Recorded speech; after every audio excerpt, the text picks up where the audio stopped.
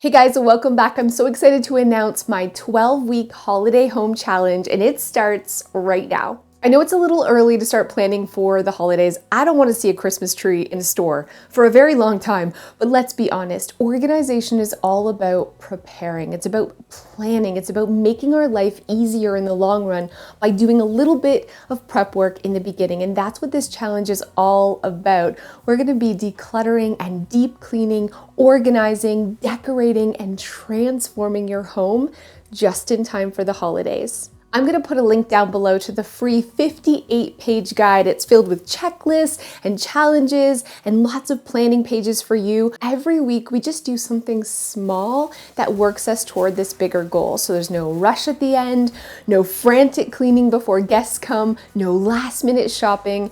Everything you need for a stress-free holiday is all in one place. And again, I'm going to put the link down below so you can get your free holiday guide. Also, stay tuned this week for the very first video of the challenge. Every week I'll be posting a new video. This week we're organizing clothing and making fall outfits, and it's basically shopping our closet, and it's going to be really fun. So make sure you come back and check out that video.